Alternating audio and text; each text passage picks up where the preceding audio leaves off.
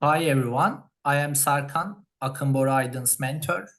I hope you have a good symposium experience. We worked on heat and wave equations in this year's DRP program and Bora prepared a talk about it.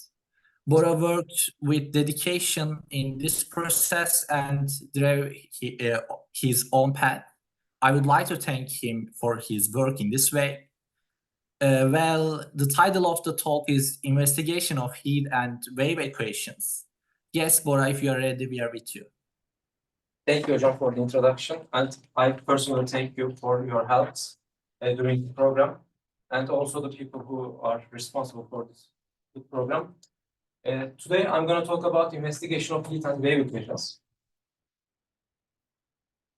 Firstly, I'm going to talk about how to obtain heat and wave equations. Then we are going to see how to solve them by using separation of variables method. And lastly, we are going to see how to solve 1D heat equation numerically in Python. Firstly, let's begin with heat equation. Our purpose is to obtain this mathematical model, which is an initial boundary value problem, and it explains the heat flow in a wire. And uxt is the temperature of the wire at a position x and at a time t. And the first equation is the heat equation, and the second equation is the boundary conditions, and the third line is the initial condition for some function f. We have some properties for the wire, and we will use them very actively. It is thin and insulated. Since it is thin, we can assume that, for instance, at A, it is a cross-sectional plane. The temperature distribution throughout A is the same. Also, its endpoints are constantly 0 degree. So, and the initial temperature distribution of the wire is to be specified.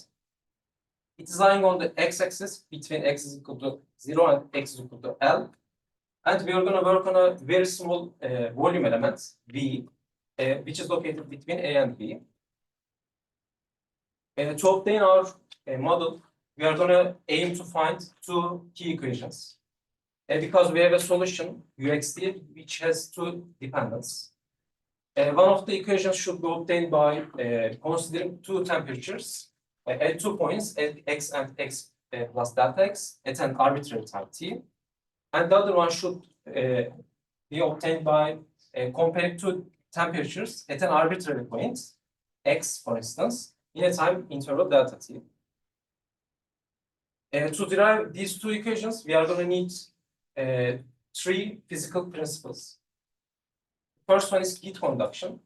It's about the ability of an object to conduct heat. Also, we know from Fick's law, there is a proportionality between the amount of heat per unit time flowing through a unit of cross-sectional area at A and the temperature gradient at A. And this proportionality constant is K and called thermal conductivity. Also, it depends on X. The second one is direction of heat flow. We know that heat always flows from higher temperature to lower temperature. And lastly, specific heat capacity. It is the amount of heat necessary to raise the temperature of an object, which has mass m, for instance, and by amount of delta U.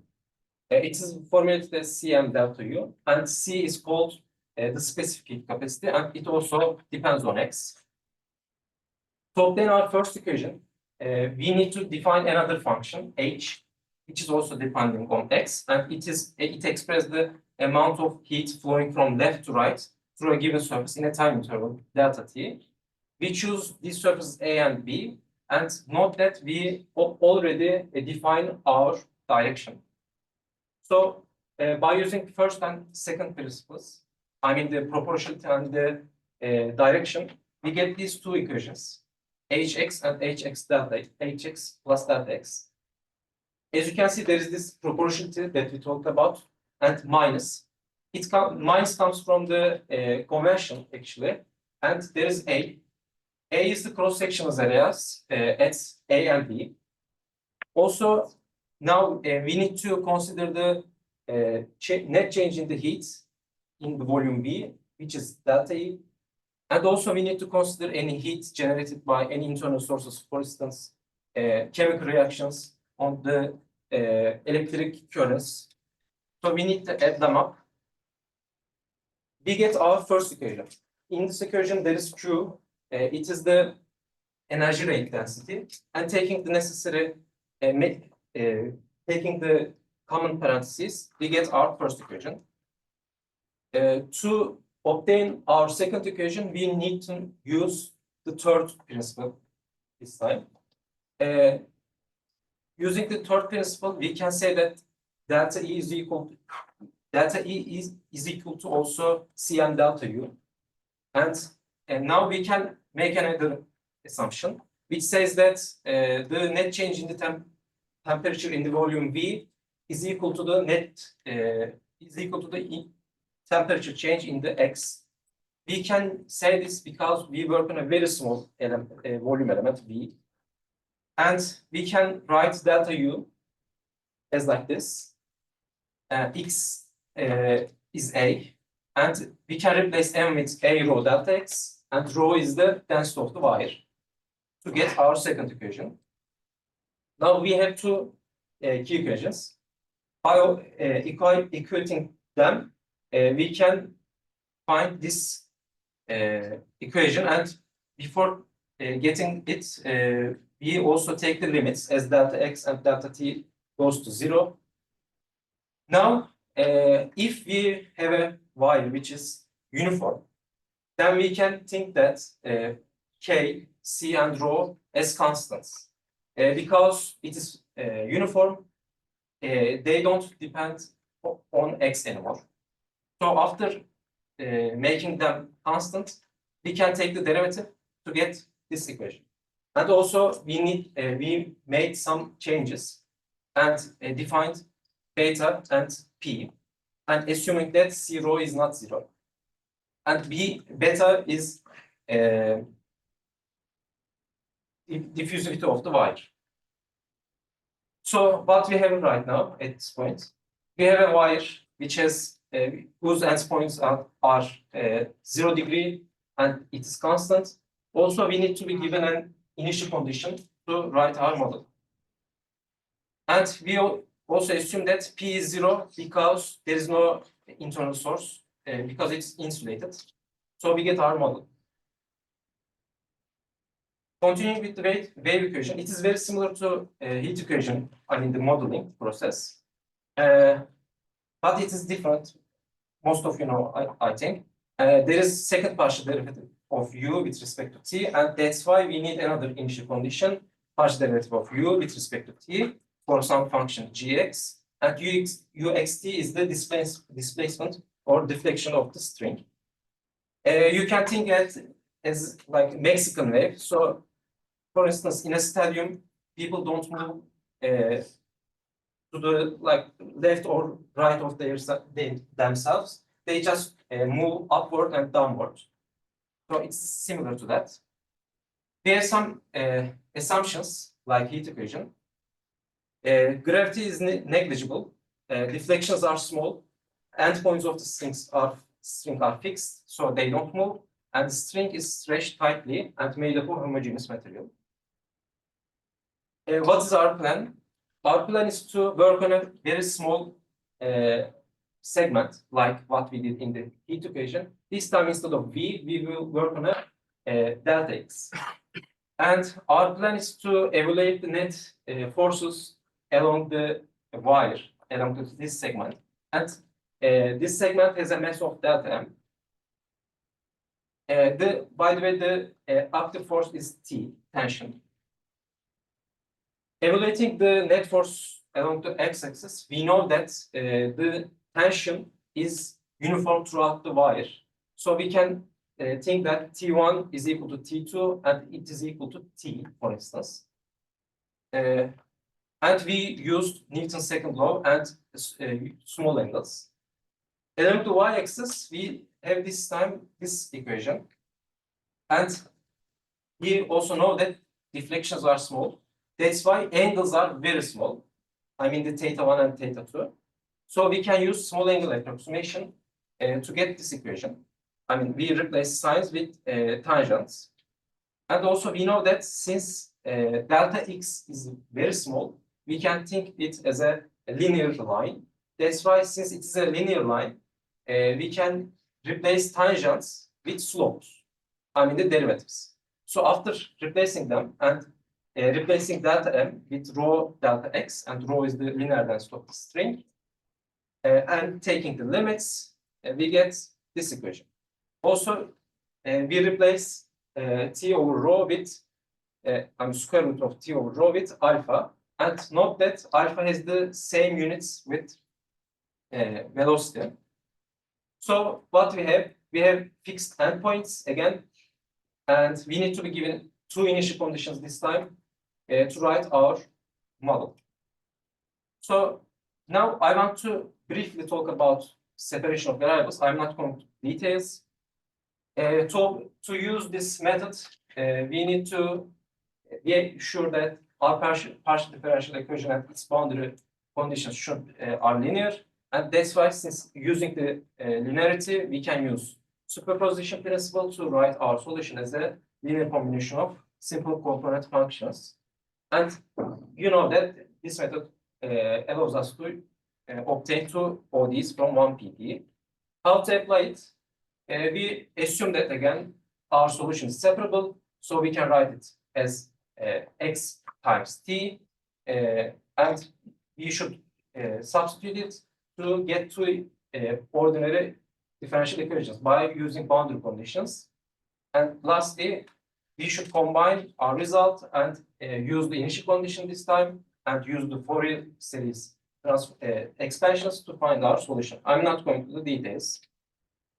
So now we want to solve 1D equation numerically in Python.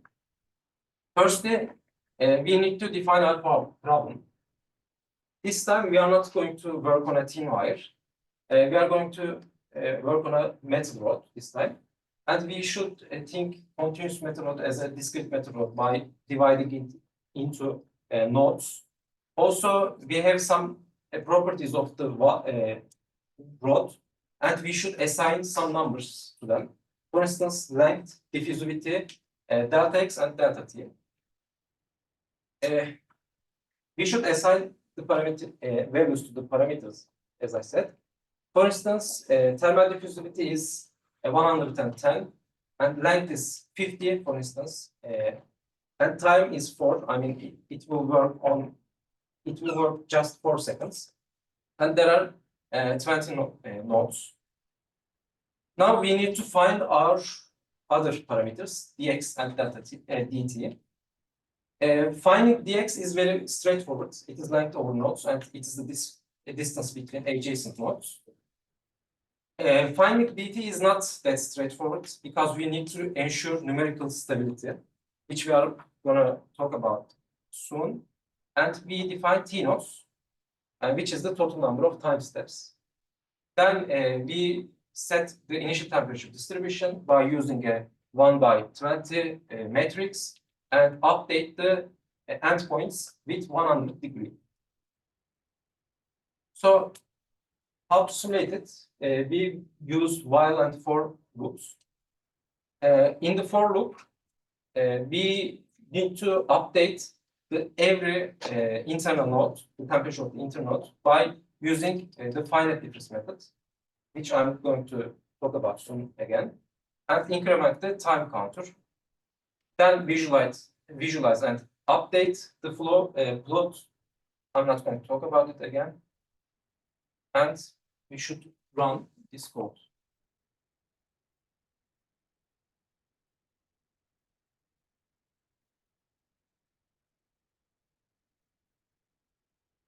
As you can see, temperature, average temperature in the middle points are increasing, and the end points are not changing over the 4 seconds.